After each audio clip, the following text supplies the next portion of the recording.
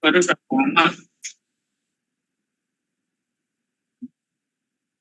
Slide 2 ya. Oke, sama, kemudian Kang Windy tadi udah izin. Ya, 1, 2, 3.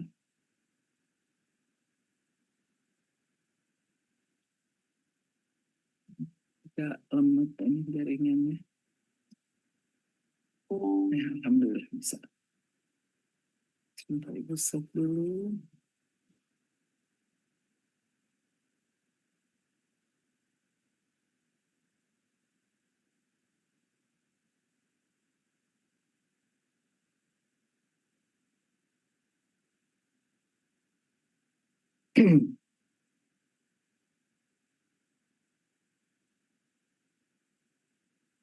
Ya, baik ya. Ya, berharap sih nggak dimatikan kameranya ya, tetap bisa dioperasionalkan, jadi nggak serasa bicara sendiri. Bismillahirrahmanirrahim. Assalamualaikum warahmatullahi wabarakatuh. Waalaikumsalam warahmatullahi wabarakatuh. Yang kelas B silahkan diisi presensi akademisnya ya. Untuk kelas A mungkin nanti Anda nunggu pukul 19.20 menit ya. Minggu lalu kita bicarakan tentang pengorganisasian laporan ilmiah, yaitu di bagian kelengkapan awal. Hari ini kita akan bahas bagian kelengkapan inti. Kemudian saya ingin nanti ada, sebelum kita membahas bagian kelengkapan inti, Anda yang mau menunjukkan hasil praktik Anda membuat kelengkapan awal tidak? Jadi kita akan koreksi, kan setiap kita bertemu tuh harusnya Ibu cukup bertemu 1 jam tatap muka ya, 2 jamnya kalian praktik begitu. Tapi Ibu sering lakukan adalah kita 2 jam tatap muka, 1 jamnya praktik. Nah, hasil praktiknya mungkin kemarin yang sudah mulai membuat kelengkapan awal, karena ini kan untuk nanti dikumpulkan di akhir menjelang UAS begitu ya. Silakan tolong ditayangkan mulai dari halaman judul, mungkin ada yang sudah buat atau prakata begitu. Ada yang sudah buat?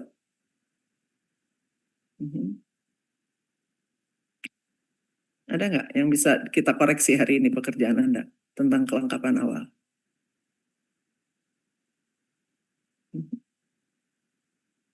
Nggak ada.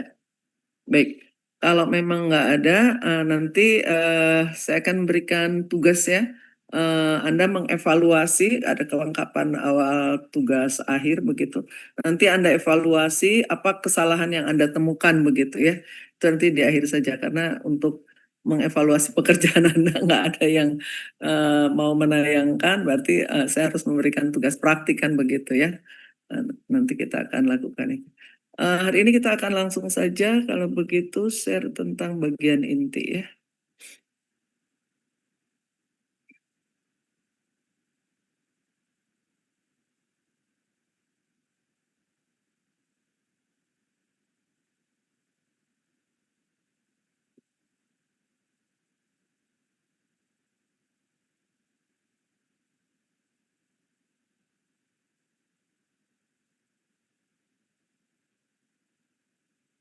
Ya, jadi hari ini kita akan pelajari tentang bagian inti. Ini standar kompetensinya sama ya. Jadi standar kompetensi yang ingin kita capai sampai nanti di minggu pertemuan ke-14 itu sama ya. Anda dapat menulis akademis atau laporan ilmiah. Nah, kompetensi dasar yang hari ini ingin kita capai, Anda bisa merumuskan bab pendahuluan dan membuat kajian teori ya. Jadi kalau kita lihat bagian inti ini secara garis besar akan terdiri atas 3 bagian, pendahuluan, pembahasan, penutup ya. Nah, kalau misalkan secara proporsi pendahuluan itu 1 bab, penutup 1 bab, maka pembahasan tidak mungkin 1 bab. Jadi kalau Anda kemarin ada menjawab ya soal UTS tentang kerangka karangan yang sudah ada gagasan-gagasan rincinya, kemudian Anda bagi menjadi hasilnya kerangka karangan 3 bab itu adalah salah begitu ya, karena tidak proporsional. Jadi minimal sebuah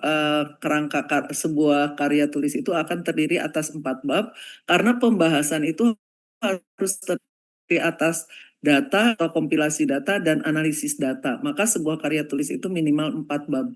Sesederhana apapun ya, misalkan Anda membuat makalah, Anda membuat paper, itu kan karya ilmiah bentuk sedang ya. bukan monograf gitu. Nah, maka itu harus terdiri atas 4 bab. Jadi kalau Anda baca buku, di dalam buku itu dikatakan bahwa sebuah karya tulis ilmiah itu minimal 4 bab, sesederhana apapun karya tulis. Jadi kalau karya tulis itu hanya terdiri atas 3 bab, maka itu tidak memenuhi batas proporsionalnya, ya. Nah, di dalam bab pendahuluan ini ada minimal 4 ini ya, tapi kadang-kadang jadi 5.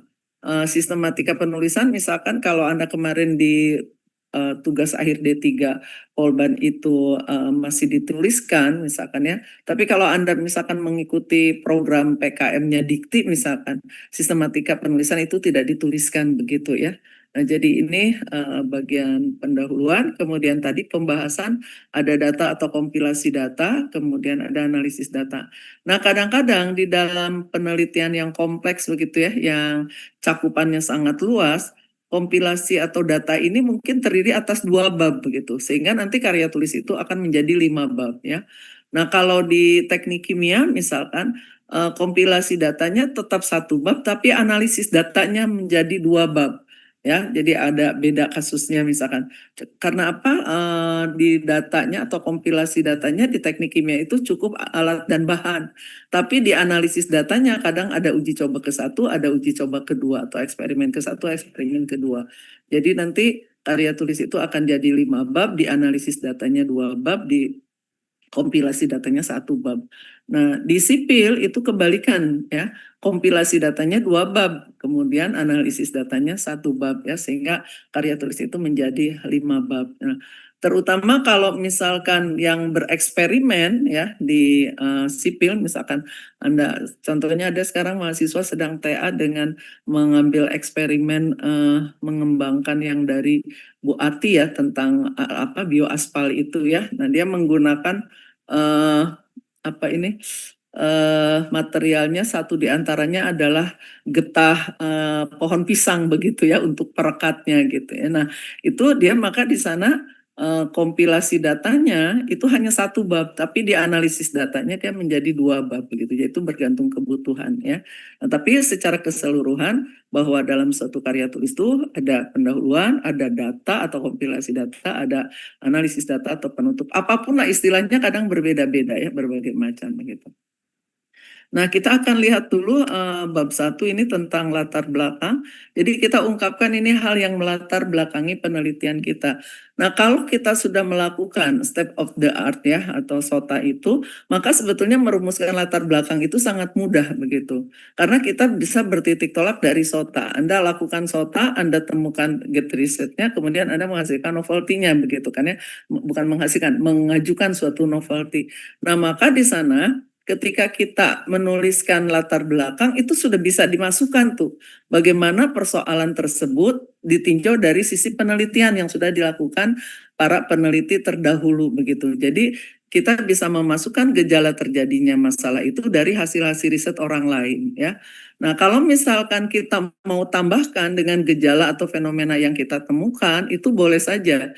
Jadi selain kita mengungkapkan ya fenomena yang terjadi di dalam dunia riset berdasarkan penelitian orang lain, kemudian kita misalkan menambahkan dengan fenomena yang kita lihat yang menjadi alasan kita melakukan penelitian tersebut, itu boleh ya. Nah, jadi ini gejala terjadinya masalah, bertitik tolak dari state of the art, kemudian ditambah dengan alasan penelitian berdasarkan fenomena yang kita temukan ya di dalam di sekitar kita begitu ya. Nah, kemudian bisa juga kita ungkapkan di latar belakang ini pentingnya topik. Nah, ini tentu saja pentingnya topik ini bukan bagi perkembangan ilmu ini, karena itu biasanya untuk S3. Jadi kalau S3 itu kan harus menemukan suatu teori baru atau juga menemukan kelemahan teori yang sudah ada atau mengkomparatifkan teori yang ada sehingga dia munculkan teori baru. Nah, itu tentu saja pembahasan itu memang harus diungkapkan apa alasannya mengungkapkan persoalan itu dari kepentingan perkembangan ilmu. Nah, kalau setingkat S2 ya, tesis atau juga skripsi S1 atau kita misalkan sekarang sarjana sains terapan di Politeknik di vokasi itu adalah dinamakan tugas akhir, maka kita mengungkapkan ini persoalan mengapa topik itu kita bahas itu dari kegunaan praktis gitu. Jadi apa sih kegunaan Anda misalkan membahas tentang green building misalkan di dalam, atau evaluasi green building dalam suatu bangunan lantai 10 misalkan. Nah, itu manfaat praktisnya. Jadi kita tidak mungkin mengungkapkan tentang manfaat perkembangan ilmu. Jadi kalau saya temukan misalkan ya di tulisan-tulisan D4 misalkan dikemukakan tuh ya bahwa misalkan topik ini akan memberi sumbangsi pada perkembangan ilmu, tapi nggak diungkapkan apa sumbangsinya gitu.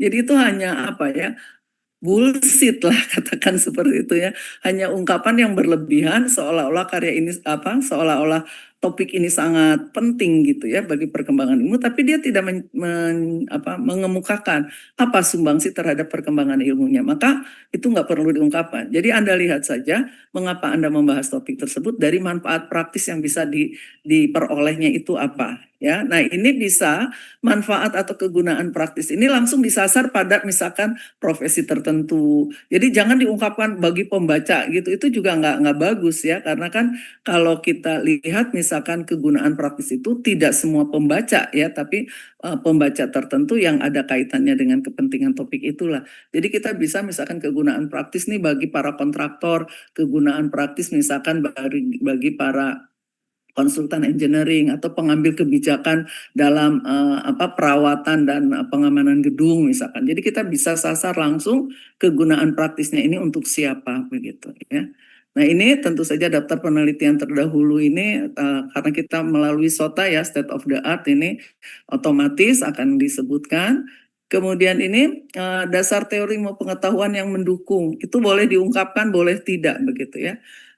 Kalau riset kita berdasarkan hipotesis, artinya Anda merumuskan hipotesis di bagian satu ini, di bab pendahuluan ini, maka tentu saja ada postulat yang harus kita ungkapkan. Nah, postulat itu bisa dari teori, bisa dari dalil, bisa dari rumus, bisa dari ungkapan pakar misalkan ya.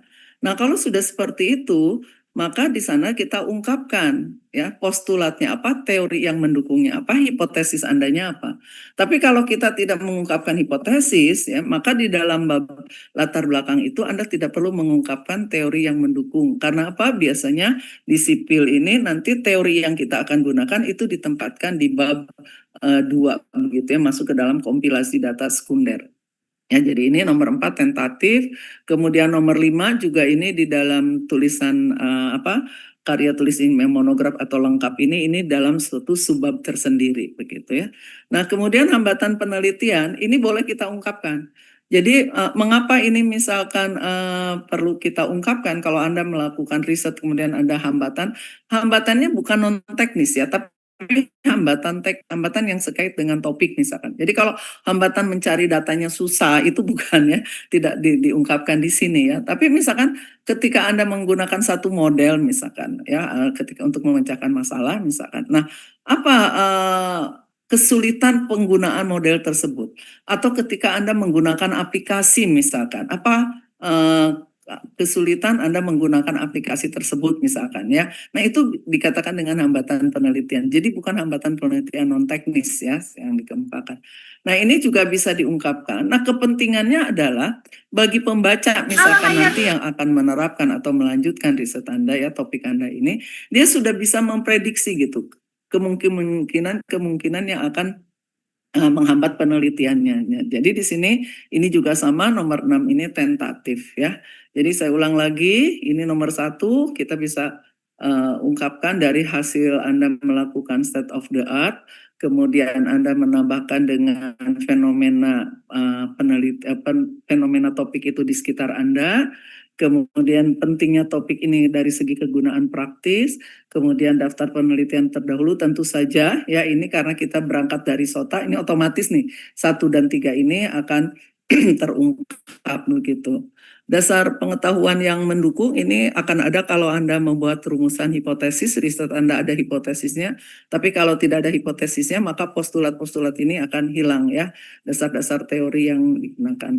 Kemudian tujuan penelitian ini biasanya di dalam subbab tersendiri, kecuali kalau Anda ikut misalkan PKM Dikti ya, itu diintegrasikan, karena PKM Dikti bab pendahuluannya tidak ada subbab ya, langsung saja bab pendahuluan begitu. Jadi tujuan penelitian ini akan menjadi subbab tersendiri. Nah, hambatan penelitian ini juga tentatif ya. Nah, sekarang bagaimana mengungkapkan latar belakang hal-hal ini ya. Nah, pengungkapan latar belakang ini harus disusun dalam paradigma segitiga terbalik begitu. Dari hal yang umum dulu, kemudian mengerucut kepada persoalan Anda. Nah, tapi ancang-ancangnya ini jangan terlalu jauh begitu ya. Jadi contohnya misalkan gini, kalau saya mau membahas virus komputer, saya tidak perlu mengemukakan dari perkembangan komputer misalkan, ya tidak perlu sejarah komputer diungkapkan begitu ya, atau dari misalkan manfaat komputer di era sekarang itu nggak perlu ya. Karena kalau kita lihat misalkan masalah virus komputer itu kita berpikirnya gini, virus ini biasanya ada di mana sih? Atau saat kapan virus ini muncul ya? Nah, tentu saja virus akan muncul kalau ada komputer yang terkoneksi dengan yang lainnya begitu. Berarti kita bicara dari jaringan komputer kan. Nah, maka mulailah Anda dari jaringan komputer ya. Contoh misalkan kalau Anda kemarin melihat contoh proposal itu ya, proposal tentang biogas itu. Nah, dia kan bicara dari masalah energi secara umum begitu ya, secara global. Nah, itu ancang-ancangnya terlalu jauh ya. Jadi sebetulnya ketika dia menuliskan latar belakang, dia langsung bicara dari energi alternatif biogasnya tersebut begitu. Jadi tidak bicara tentang energi keseluruhan ya.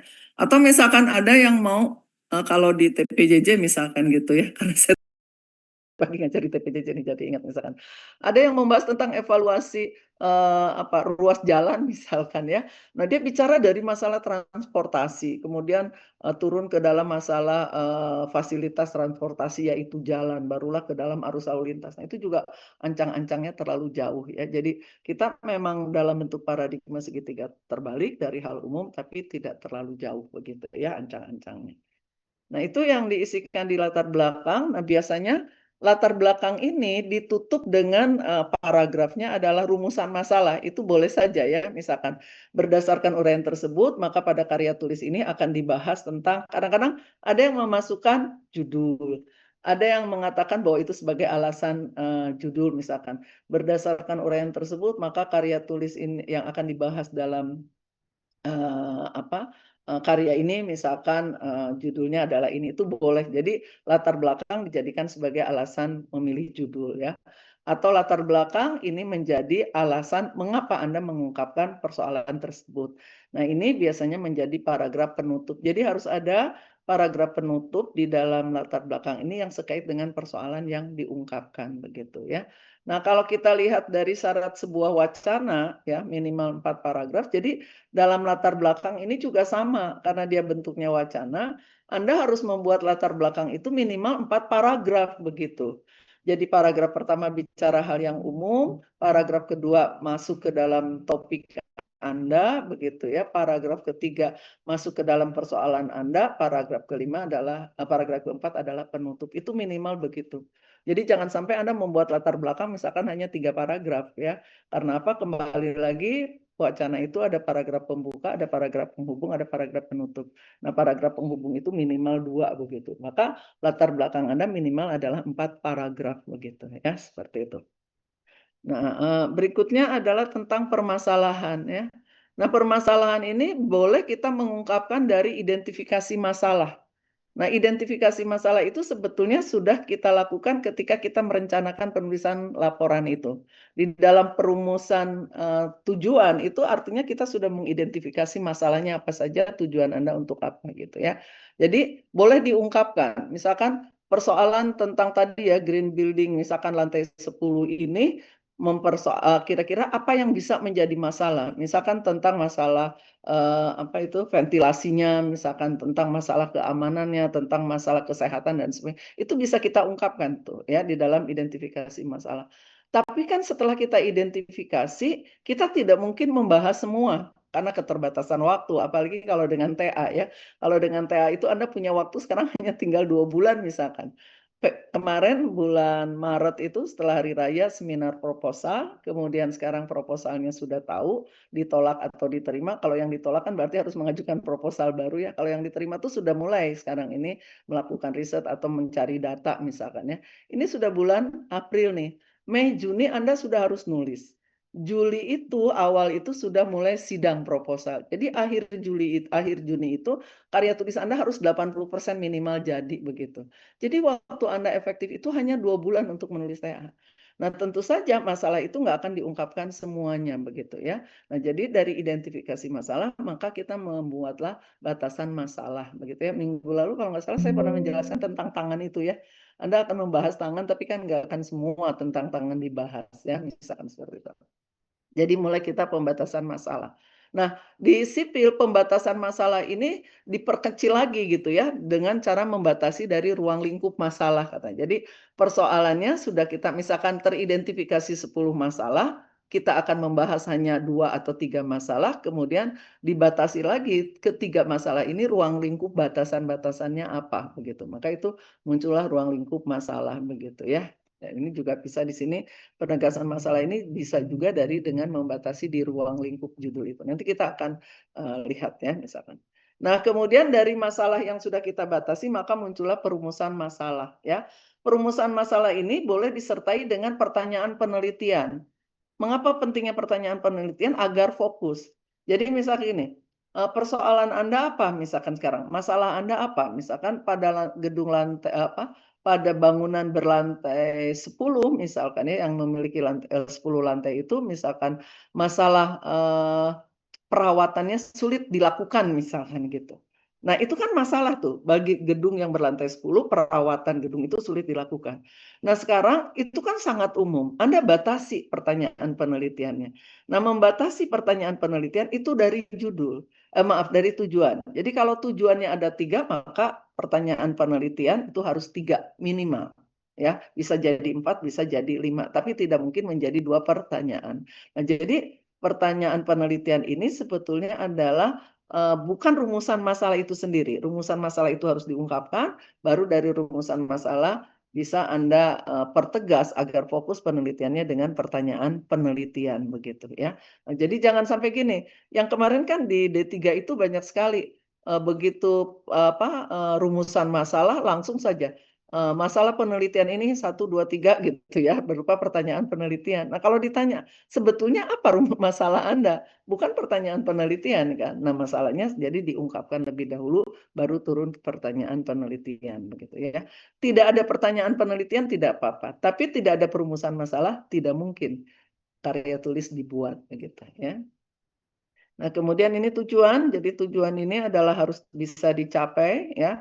Apa bedanya dengan manfaat? Jadi tujuan itu sesuatu yang diperoleh penulis. Manfaat itu implikasi dari tujuan yang bisa diperoleh oleh penulis maupun oleh pembaca atau oleh masyarakat. Jadi bedakan ini.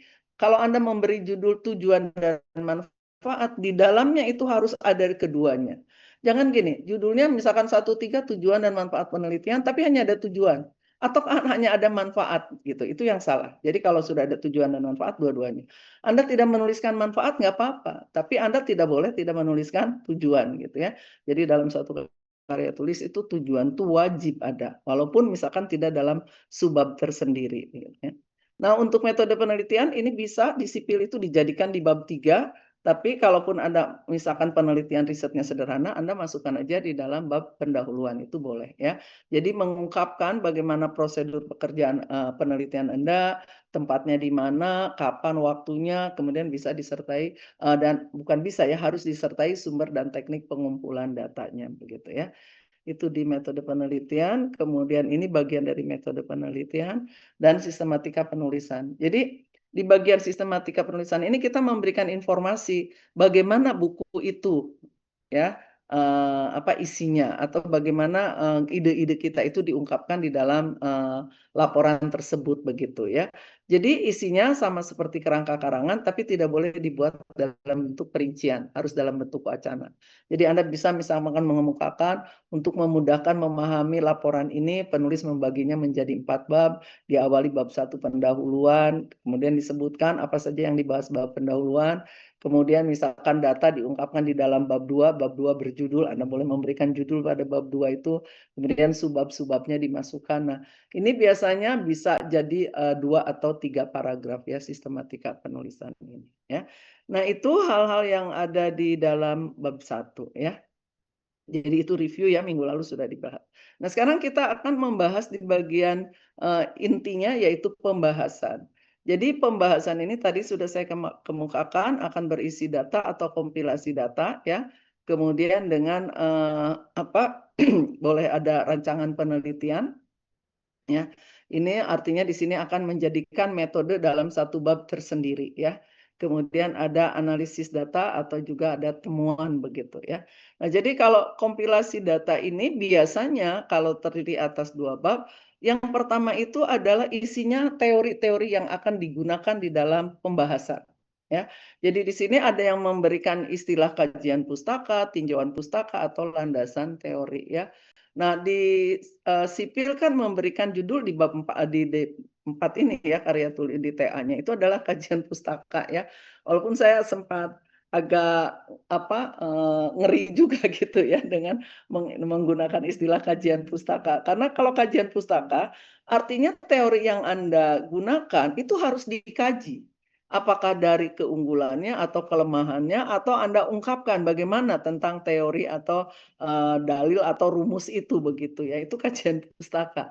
Nah, padahal untuk setingkat sarjana itu sebetulnya teori-teori yang digunakan itu belum dikaji begitu ya. Kita hanya mengemukakan bahwa teori misalkan tentang green building itu apa, kemudian ruang lingkupnya bagaimana, cara melakukannya seperti apa. Kan hanya itu aja. Anda tidak akan sampai mengkaji tuh teori tersebut misalkan ya. Tapi dengan berharap begitu ya, kalau alasannya dulu timnya si Pak Pandita yang merumuskan ini, ya paling tidak mahasiswa melakukanlah katanya kajian yang sangat sederhana ya, sesederhana apapun itu sebetulnya agak riskan begitu ya, karena belum ahli ya. Nah, ada juga yang menggunakan istilah tinjauan pustaka. Jadi pustaka-pustakanya itu ditinjau, dilihat gitu ya, misalkan apakah tepat atau tidak. Jadi kalau ketika Anda menggunakan teori A, ya Anda kemukakan ya, mengapa alasan Anda menggunakan teori itu. Nah, itu boleh. Jadi tidak dikaji tuh si teorinya. Hanya Anda berasa setelah ditinjau, setelah dilihat, setelah dipelajari, ini bisa gitu ya. Nah, yang paling banyak lembaga-lembaga itu menggunakan istilah landasan teori. Landasan teori artinya teori-teori itulah yang akan dijadikan dasar atau landasan untuk membahas data begitu ya. Nah, maka pada umumnya universitas atau sekolah lain itu menggunakan istilah landasan teori ya. Jadi di sipil aja tuh ya hanya menggunakan kajian pustaka. Kalau kita lihat di D4 prodi lain itu menggunakan istilah landasan teori begitu ya. Nah, itu yang dimaksud ya. Nah, kemudian dari kompilasi data ini bisa juga berisi rancangan penelitian atau yang Anda kenal dengan istilah metode penelitian ya.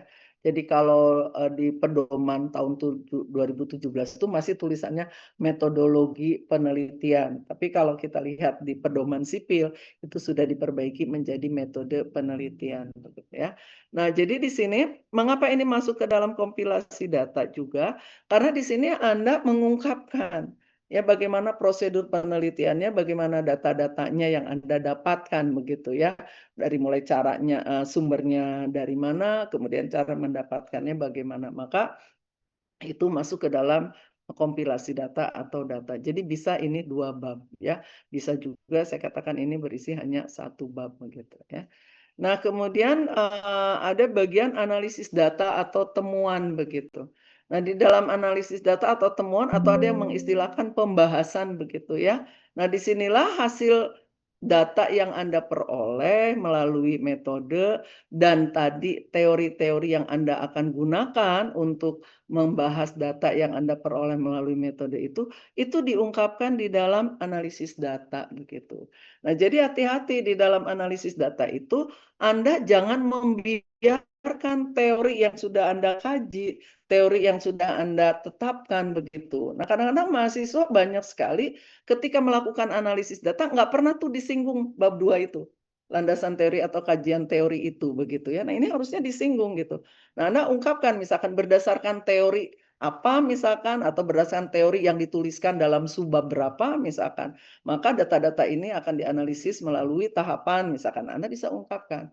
Atau misalkan kalaupun ini Anda menunjukkan saja misalkan berdasarkan teori di halaman sekian gitu. Ini harus selalu nih analisis data itu menggabungkan antara data yang diperoleh melalui metode itu digabungkan dengan teori yang kita gunakan. Itulah di analisis data sehingga akan menghasilkan suatu temuan begitu ya. Nah, jadi ini hubungan antara kompilasi data dengan analisis data begitu ya.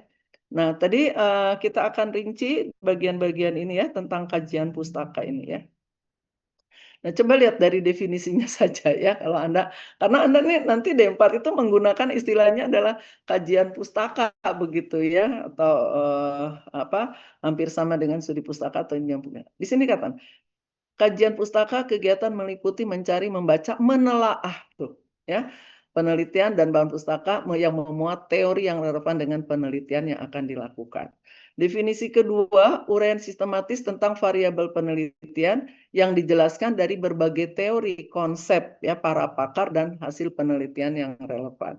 Kemudian definisi ketiga, suatu cara atau suatu catatan telaah atau review ya, review lengkap baik yang diterbitkan maupun yang tidak diterbitkan dari sumber data mengenai masalah yang diteliti. Jadi ini kalau kita menggunakan istilah kajian teori gitu. Jadi Anda tidak bisa Anda hanya menuliskan aja teori yang Anda gunakan. Nggak bisa.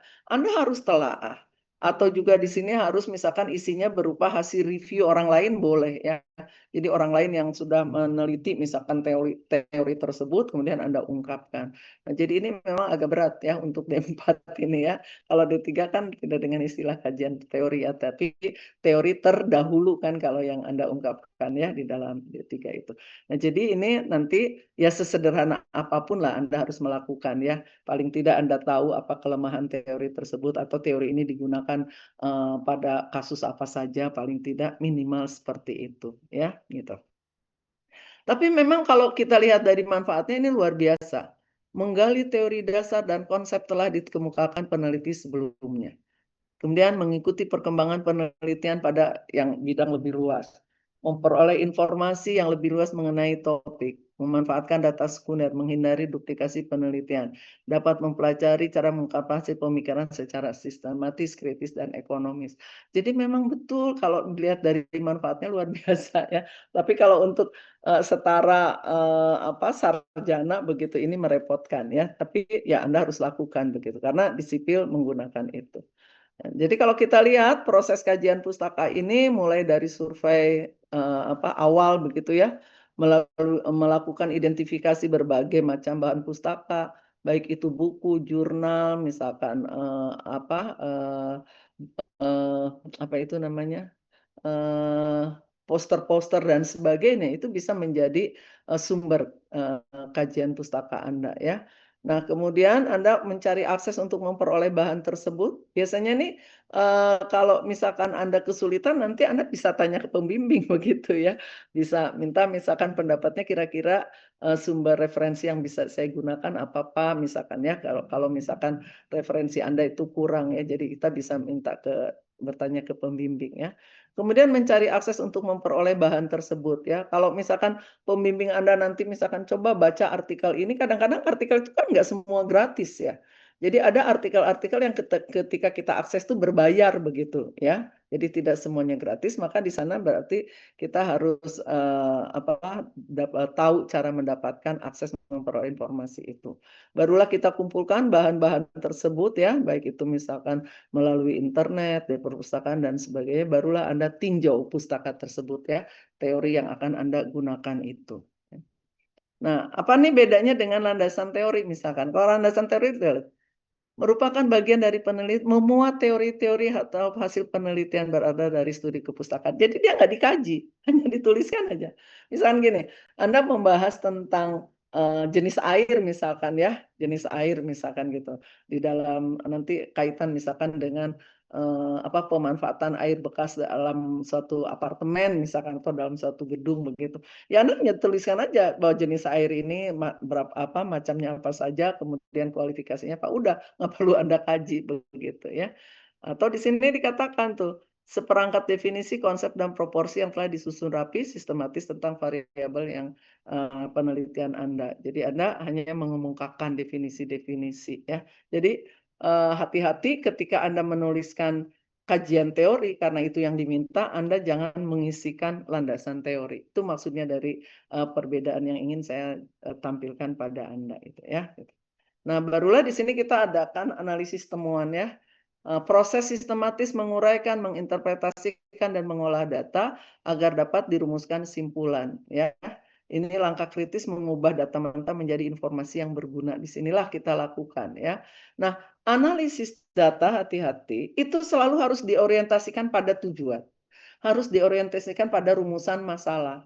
Jadi bagus sekali kalau misalkan nanti di dalam bab 4 ini ya, atau di dalam analisis data ini Anda mengawali paragraf itu ya, misalkan subbab 4.1. Nah, analisis data ini untuk mencapai tujuan yang mana yang dirumuskan di bab pendahuluan, atau mencapai rumusan masalah mana yang dirumuskan di dalam bab pendahuluan. Misalkan untuk menjawab rumusan masalah pertama misalkan, dan tujuan yang ke-1 atau tujuan pertama misalkan, maka akan diuraikan di dalam subbab 4.1 berikut ini. Nah, barulah Anda tuliskan 4.1-nya itu misalkan tentang apa judul subbabnya, berarti pembahasan di 4.1 itu untuk mencapai tujuan yang ke-1 begitu ya.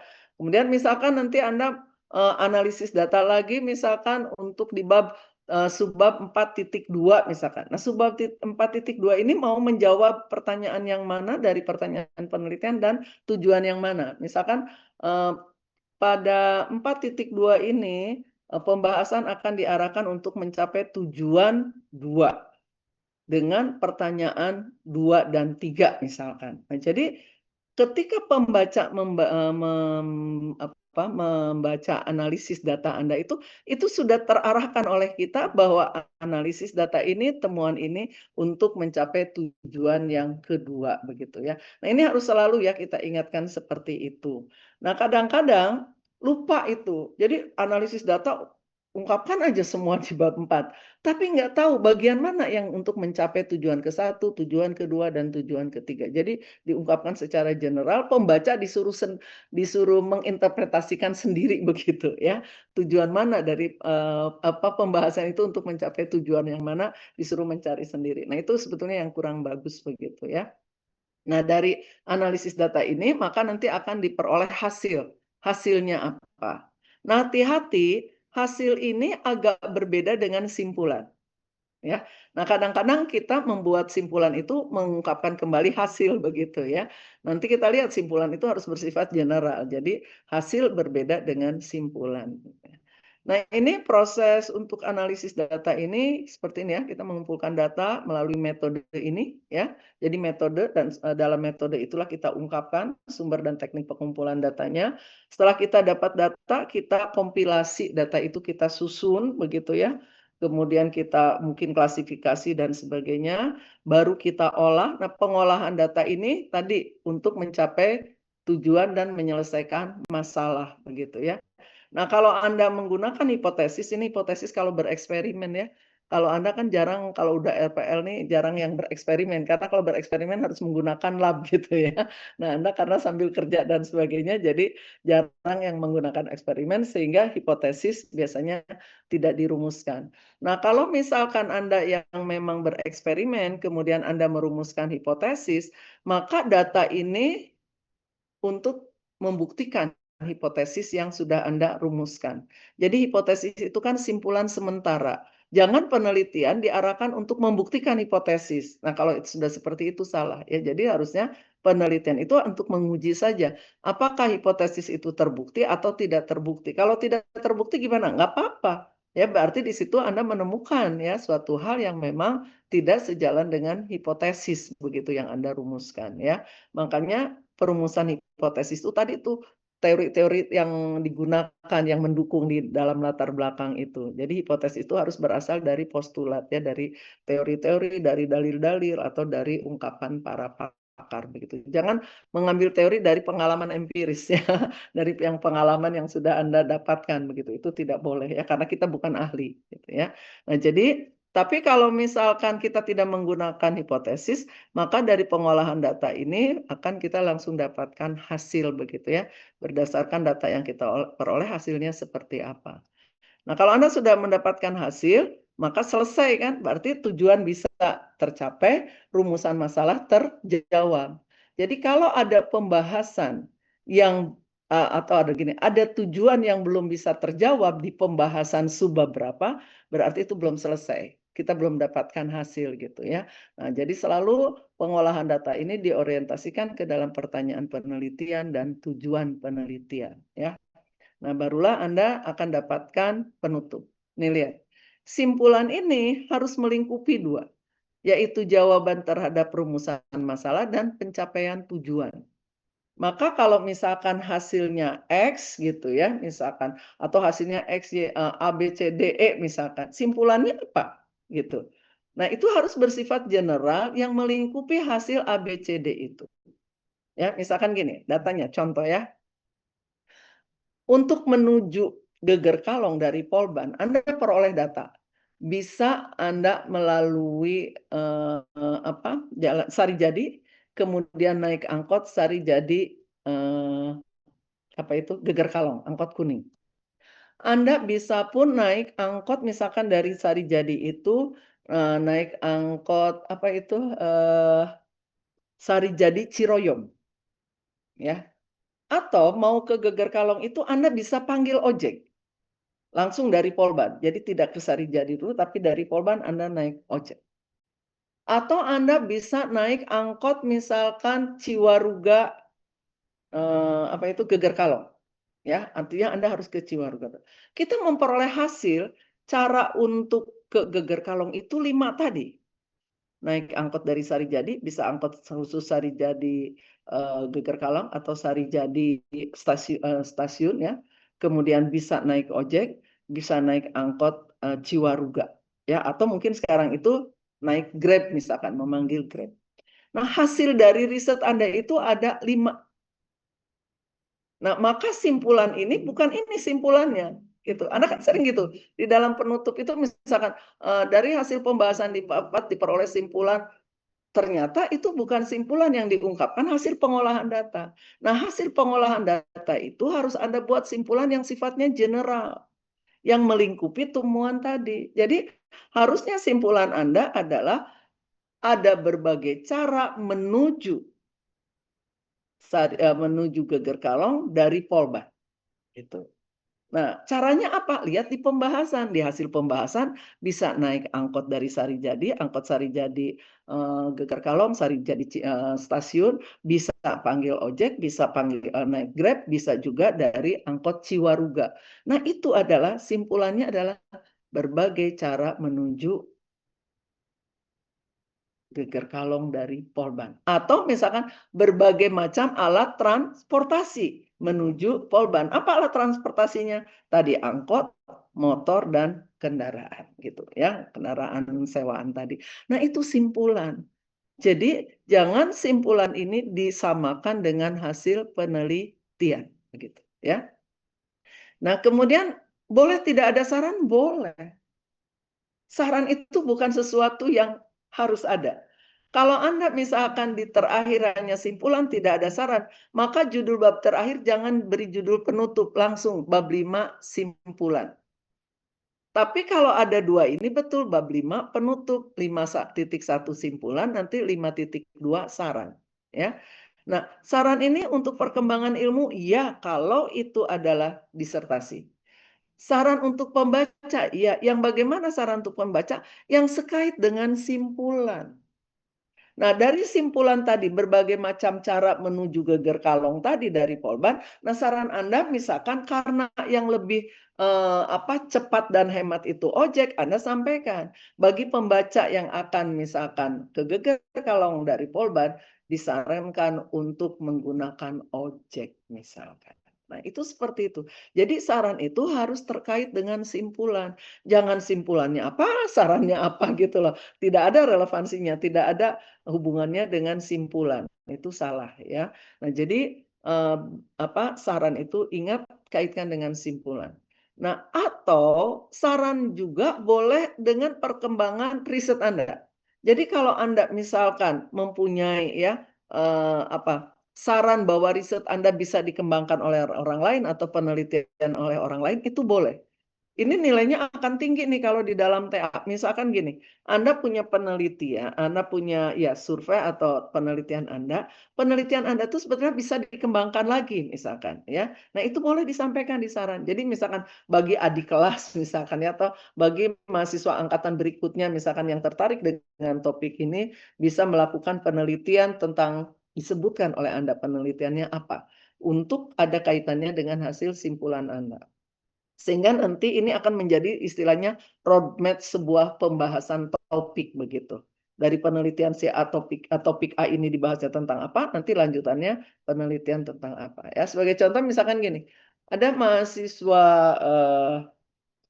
elektro ya membuat tentang alat makan kucing otomatis itu ya. Jadi si alat makan itu akan terbuka kalau wajah kucingnya pemiliknya alat makan itu. Tapi kalau misalkan kucing orang lain ke situ si alat makan itu tidak akan terbuka begitu ya. Jadi ada barcode wajah mukanya kucing begitu ya. Ini hebat sekali hasil penelitian mahasiswa ini dia menemukan ada 84 karakter wajah kucing gitu ya. Kalau kita menemukan wajah kucing itu lucu tidak lucu gitu ya. Nah, ternyata dia menemukan 84. Jadi si alatnya itu kalau bukan kucing eksperimennya yang ada di depan alat itu, si alat makannya nggak akan terbuka. Tapi kalau kucing yang dia barcode wajahnya, si alat makan ini akan terbuka. Maka si kucing bisa makan. Nah, ketika riset itu dia mengatakan pada saya, Bu, ini bisa dihubungkan dengan Android, Bu, penelitian saya. Saya sampai gini, fokus ke dalam penelitianmu. Karena nanti kalau misalkan ke dalam riset itu dia kembangkan ke situ, risetnya nggak akan beres-beres itu ya. Jadi itu menemukan itu. Kemudian yang kedua ini, Bu, ini bisa juga sampai mengukur berapa banyak makanan itu bisa dikendalikan dari Android. Saya juga terkenal dan fokus. Nanti saya katakan, kalau penelitian ini sudah beres, Anda bisa sarankan kepada adik kelas Anda atau juga kepada yang tertarik dengan alat makan itu untuk melakukan riset otomatisasi misalkan alat makan yang dikendalikan oleh Android. Saya katakan gitu. Jadi dia bisa menemukan dua persoalan dari atau dua riset lanjutan dari penelitiannya ya. Nah, itu akan sangat bagus sekali kalau bisa seperti itu. Atau kalau para peneliti independen itu justru disembunyikan oleh mereka tuh ya.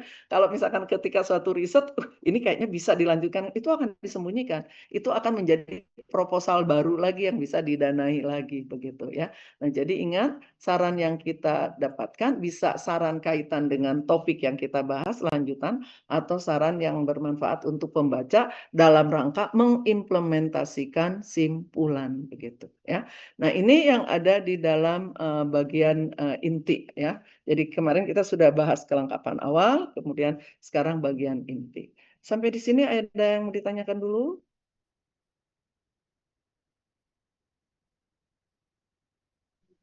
Ibu Kalau izin tidak ada, bertanya. oh ya, silakan Kang Alan. Ya, Bu, eh, kemarin kan Ibu memberikan instruksi sudah mulai untuk istilahnya membuat bab pendahuluan atau materi Betul. sesuai materi yang Ibu ajarkan kemarin, Bu. Ya, Yang pertama, jujur saya belum membuat atau belum melakukan. Nah, ketika saya membuat kan kemarin salah satu pertanyaan saya untuk pedoman tata cara penulis kan ada di pedoman yang dirilis oleh Polban atau jurusan ya Bu. ya Nah, betul. kalau untuk tugas kali ini pedomannya saya bisa mengikuti ke pedoman mana kalau boleh tahu? Ya, kemarin saya sarankan pedoman yang Polban ya, yang aturan 2017. Oh, Tapi gini, oh, saya punya aturan penulisan TA yang panitia sipil buat yang tahun ini. Kalau Anda kan tahun hmm, depan baru membuat TA-nya ya, itu bisa baik. jadi nanti panitia akan mengubah lagi misalkan gitu. Karena di sipil Ah, itu setiap tahun itu ada panitia khusus. Jadi dimulai oh, dari panitia PKL, kemudian panitia TA begitu ya. Nah, ini biasanya melakukan revisi-revisi atau juga melakukan perbaikan dari pengalaman yang apa panitia alami panitia ketika sebelumnya. menghadapi mahasiswa menyelesaikan TA-nya begitu ya. Nah, sekarang jadi yang pedoman TA yang sekarang itu berlaku untuk yang tahun ini. yang tahun Hmm. 2026. Nah, saya punya, nanti saya sampaikan pada Anda.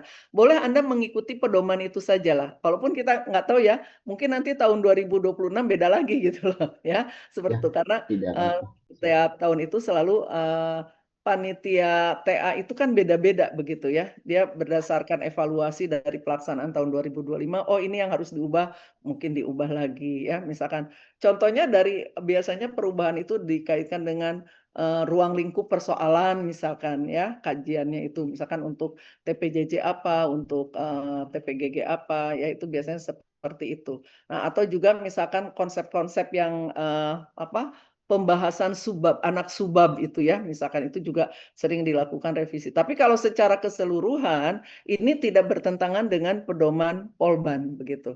Jadi secara garis besar pedoman Polban terimplisit di dalam aturannya. Sebentar ya, saya carikan Baik, supaya siap. mudah. Terima kasih Bu. Kalau begitu Ya, boleh kami minta. ya sebentar Mungkin Ibu dengan cari. terdapatnya selisih 1 tahun kan tidak akan terlalu jauh perbedaannya Bu. Betul, ya. Mm-mm. Ya, Sekaligus Kak. mungkin latihan untuk nanti pembuatan tugas akhir. Ya, bentar ya. Terima kasih Bu. Ya, sebentar saya cari dulu ya. Nanti ini langsung aja saya cari, nanti saya suka lupa lagi. Nanti baru dikasih lama ya. Bentar. Eh,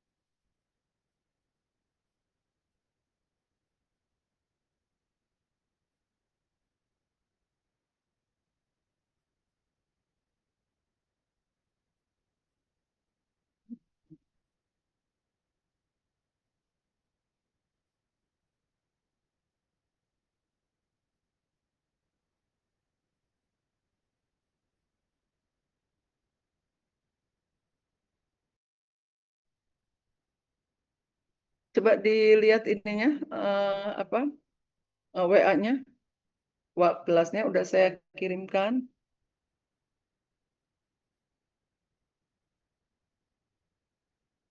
Sudah dilihat Kang Alam? Yang lainnya ada? Oke Bu, sambil saya lihat pedoman tugas akhir 2026 ini ya Bu. Ya, betul. Ya. Jadi itu pedoman TA ya. Anda mulai melihat seperti itu saja. Walaupun gini, Baik Bu. kan kalau nanti kalau Anda membuat TA itu kan harus datanya data primer ya, gitu loh. Hmm. Harus data primer. Nah, kalau sekarang kan seperti teman-teman misalkan yang belum bekerja terus kemudian Akang Teteh yang apa tidak misalkan beraktivitas di proyek ya, misalkan di kantor kan nggak mungkin tuh ya. Nah, maka berarti Anda boleh menggunakan data sekunder. Jadi kita menulisnya berdasarkan referensi dari buku-buku saja lah gitu loh ya kalau yang tidak bisa. Tapi kalau misalkan Kang Alam atau siapa yang sambil bekerja, kemudian misalkan Fadlan ya kalau nggak salah Fadlan juga sambil kerja ya misalkan gitulah. Kira-kira dari tempat Anda bekerja itu Anda bisa memperoleh data apa gitu loh. Sehingga Anda menulis tentang itu. Itu kan dari awal sudah saya sampaikan seperti itu ya. Ketika Anda merumuskan perencanaan state of the art itu. Ya, Anda kan merumuskan topik. Kira-kira topik Anda itu tentang apa supaya gampang memperoleh data di proyek Anda bekerja saja begitu ya. Tapi kalau Anda sekarang misalkan tidak ada proyek ya atau juga Anda yang bekerja di kantor, nah untuk memenuhi tugas yang saya berikan pada Anda gunakan analisis review aja, istilahnya penelitian berdasarkan data-data dari apa tulisan begitu ya atau dari sumber sekunder begitu. Itu boleh ya karena tidak semua Anda kan kalau harus mencari data sekarang ke proyek ya, izinnya juga susah dan sebagainya begitu. Itu bisa dilakukan seperti itu. Jadi lakukan analisis review atau juga gunakan data-data sekunder asal dari tulisan-tulisan begitu ya. Ada lagi yang mau ditanyakan? Kalau Anda tahun depan membuat tugas akhir ya Anda nggak boleh analisis review ya, misalkan. Harus. Yang saya lihat yang TA-TA sekarang itu menarik-menarik gitu ya persoalannya gitu ya. Misalkan ada yang membahas tentang merancang ulang gerbang tol Cimahi gitu ya misalkan. Terus kemudian tadi ada yang perekat bioaspal dari getah apa itu eh, ini pisang ya, pohon pisang itu, gebog pisang itu. Itu juga ada yang sedang bereksperimen tentang itu ya. Silakan kalau ada yang mau ditanyakan. Kalau tidak ada, eh, ini kan saya sebetulnya ingin melihat pekerjaan Anda yang tentang kelengkapan awal nih, ya, tapi tadi nggak ada yang menyampaikan. Jadi saya akan memberikan tugas. Seharusnya kan gini, tatap muka kita itu saya katakan tadi 1 jam teori, kemudian 2 jam Anda praktik begitu ya. Kemudian hasil praktiknya diunggah gitu. Nah, tapi kan supaya Anda bisa fleksibel saja, makanya saya berikan waktu itu kan dua jam untuk praktik itu dalam 1 minggu ya silakan Anda gunakan gitu loh. Nah sekarang sebetulnya kemarin kan 1 jam ya Anda harus menggunakan untuk praktik membuat kelengkapan awal. Nah sekarang harusnya minggu ini saya bisa mengevaluasi pekerjaan Anda gitu ya. Tapi ternyata tadi tidak ada satupun yang bisa menunjukkan hasil praktik Anda ya, menerapkan teori atau pengetahuan yang sudah kita pelajari di bagian kelengkapan awal. Bagaimana menuliskan halaman judul, kemudian daftar gambar dan sebagainya ya.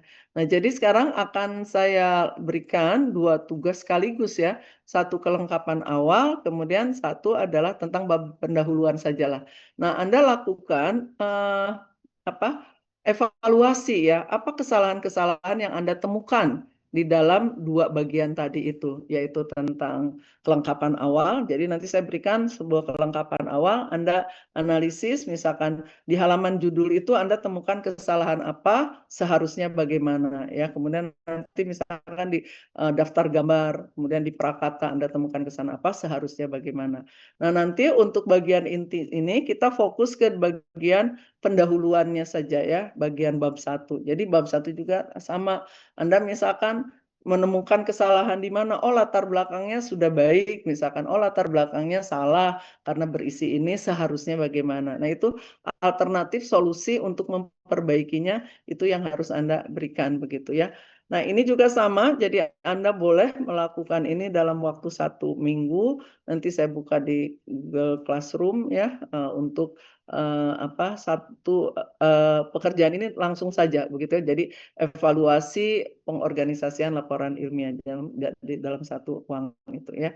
Ini silakan dikerjakan. Kemudian kalau ada pertanyaan karena saya harus melayani Anda itu adalah hingga pukul 19.20 ya. Jadi saya selalu lihat WA gitu ya. Oh nggak ada yang nanya ya sudah gitu ya. Jadi kalau Anda misalkan ada pertanyaan sampai pukul 19.20 ya saya akan layani. Nah pertanyaannya kalau kita buka Zoom terus kan Anda juga mungkin sayang ya Anda bekerja tapi ini harus terbuka terus begitu ya, saya harus pantau. Kan itu juga tidak efektif. Saya percaya Anda akan melakukan kerja itu, Anda mencari fleksibilitas waktunya, apalagi bagi yang sudah bekerja kan mungkin seperti sekarang nih siapa teh ini ada catatan Bu, saya masih rapat begitu ya. Nah kalau sampai saya harus menggunakan sampai pukul 19.20 sesuai dengan jadwal begitu. Nah Anda kan harus sholat juga, saya juga harus sholat. Jadi kita ambil fleksibel, tapi seharusnya praktiknya betul-betul Anda kerjakan begitu. Saya lakukan evaluasi, saya bisa memandu Anda, mengarahkan kalau Anda menghadapi kesulitan. Tapi kalau untuk bertanya itu ya tetap sampai pukul 19.20. Nah, kalau Anda mengerjakannya silahkan di luar itu begitu ya. Ketika Anda lihat misalnya, oh saya ada mau ditanyakan nih tentang ini, silahkan. Ya, jadi itu fleksibilitasnya seperti itu gitu loh. Ya, tapi saya agak kecewa nih pagi hari ini ya, ketika saya minta, "Mana pekerjaan Anda, praktik Anda yang bisa saya lakukan evaluasi?" Ternyata tidak ada seorang pun yang mau menayangkan. Kalau kemarin-kemarin kan ketika saya tanya, "Siapa tuh teteh apa ya yang sering jadi penyelamat?" Kan gitu ya. Dia berikan pekerjaannya, kemudian kita evaluasi sama-sama ya. Jadi itu sebetulnya ya, karena gini loh, eee kalau kelas seperti Anda tidak melakukan ya, apa yang misalkan harus Anda lakukan, itu akan sulit gitu loh. Atau misalkan dosen harus strict dengan waktunya, misalkan tadi ya, nanti misalkan kelas A itu misalkan pukul itu sampai itu akan sulit sekali. Makanya kami bertoleransi seperti itu. Kami memberikan tugas, tapi bukan berarti tugas itu begitu saja, tidak dilakukan evaluasi. Saya harus melakukan evaluasi dengan tugas yang saya berikan, praktik yang saya berikan, begitu. Ketika ada kesalahan kan, jadi Anda tahu salahnya yang mana, begitu. Kalau Anda tidak mencoba mempraktikkan, Anda tidak akan tahu salahnya di mana. Ya syukur-syukur kalau sudah benar ya, dengan pengalaman menulis Anda misalkan waktu D3. Tapi kan banyak sekali sebetulnya di D3 itu kesalahan yang dilakukan, tapi direvisinya juga. Mungkin ya Anda lakukan revisi tidak optimal, tapi pembimbing misalkan sudah terdesak waktunya oleh Anda ya, karena misalkan sekait dengan daftar yudisium dan sebagainya ya. Jadi kalau misalkan kemarin rapat kami panitia TA ya, jadi tahun ini saya ikut di panitia TA begitu ya. Nah itu evaluasi yang tahun sebelumnya adalah ketika direvisi, setelah Anda sidang disuruh lakukan revisi, banyak mahasiswa yang sengaja mendesak di akhir gitu loh. Ya, jadi si dosen itu tidak sempat lagi, dia harus segera bubuhi tanda tangan supaya Anda daftar yudisium, wisuda, kan gitu ya. Nah, jadi, ini kemarin kita akan berikan tenggat waktu gitu loh. Kalau memang misalkan tanggal sekian tidak bisa Anda menunjukkan bukti revisi, karena kan si dosen itu harus memeriksa, betul nggak sudah direvisi gitu loh. Kan banyak yang tidak direvisi ya, kemudian akhirnya dosen harus menandatangani yudisium Anda bebas masalah dari revisi begitu ya.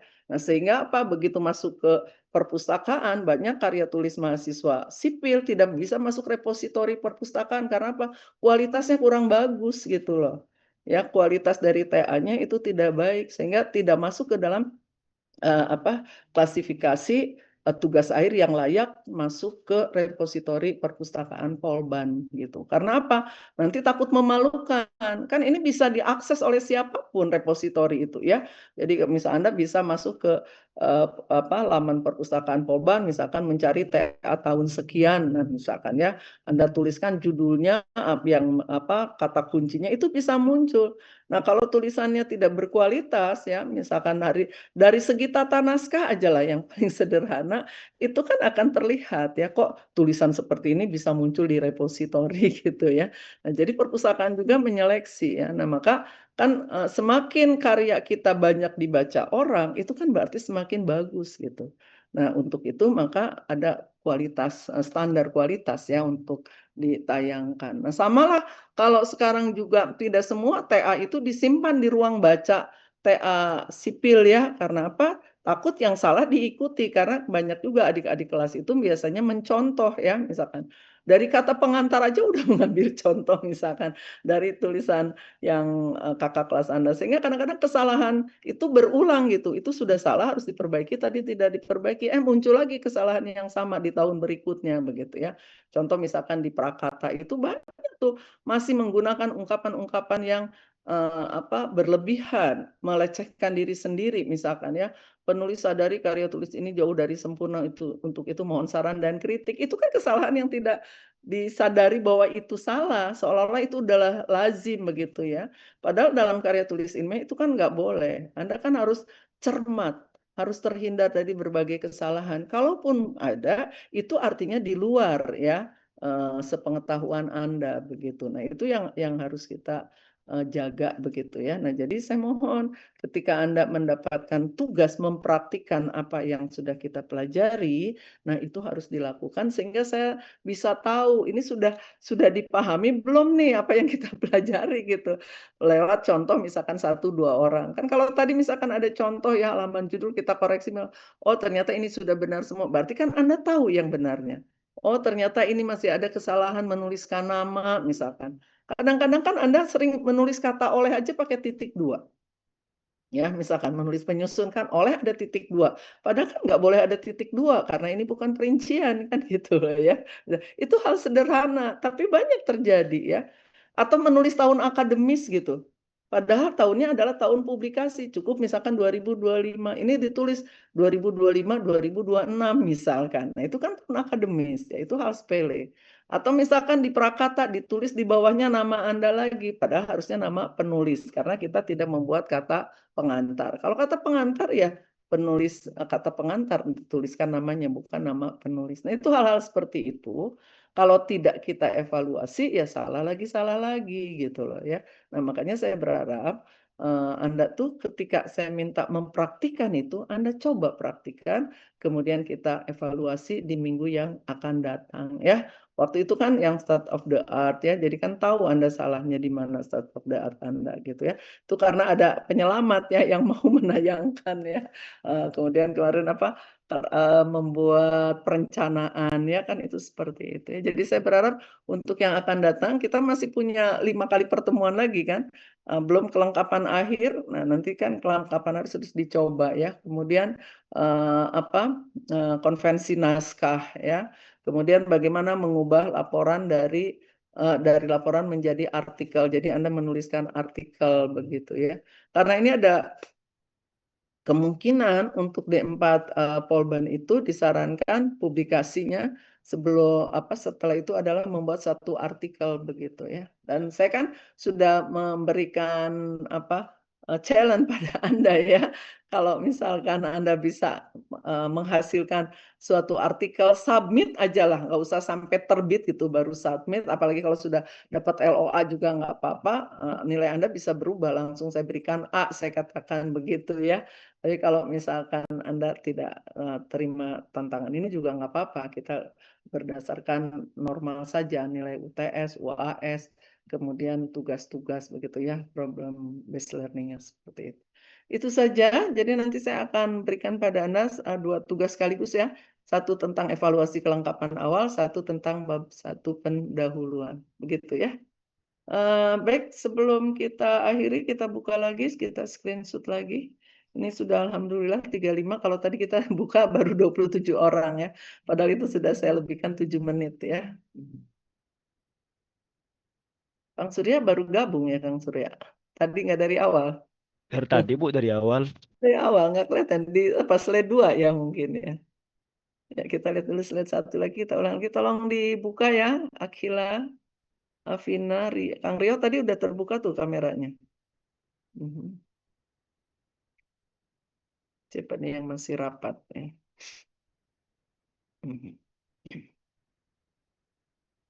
Ini kadang-kadang Kaprodinya rajin nih. Kaprodinya Pak Rido ya. Dulu Pak Rido mahasiswa saya juga. Jadi suka dilihat gitu ya. Bu ini kok nggak dibuka kameranya katanya gitu. Jadi dia lihat lihat apa presensi dari ininya juga gitu loh ya. Bu kok ini nggak terbuka katanya. Kebetulan kali sedang punya waktu ya. Baik, slide ke 1 dulu ya. Saya akan ini kan screenshot. Ya, 1, 2, 3.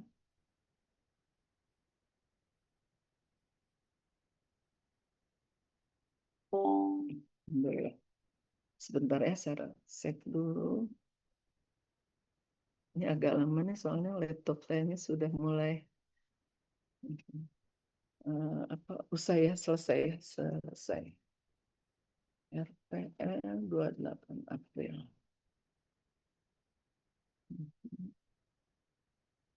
Ya, slide 2-nya. Ada Kang Daniel, Ebi. Faujan mana ya? Faujan saya nggak lihat deh. Ya, 1, 2, 3.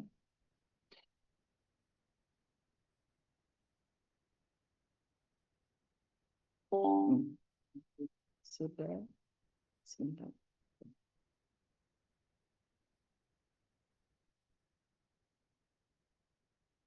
Oke, beres. Oh, namanya ini harus diganti. Sebentar. Ya, sudah. Baik, jadi ditunggu ya tugasnya ya. Nanti akan saya harus kompilasi dua itu soalnya biasanya tugasnya agak terpisah. Jadi nanti Anda silakan buka. Kita tutup pertemuan hari ini dengan hamdalah. Alhamdulillahirabbil alamin. Ya. Baik Ibu pamit ya. Wassalamualaikum warahmatullahi wabarakatuh. Waalaikumsalam. Terima Nah, kasih, Terima Bu. kasih, Bu. Waalaikumsalam. Terima Terima kasih kasih, Ibu. Bu. Jadi jangan jangan ini ya malas kita kerjakan tugas yang Ibu berikan ya gitu. Supaya Ibu bisa lihat nanti kalau perlu diulang kita ulang lagi kalau masih belum paham gitu ya seperti itu. Ya Ibu langsung tutup ya dari sini ya.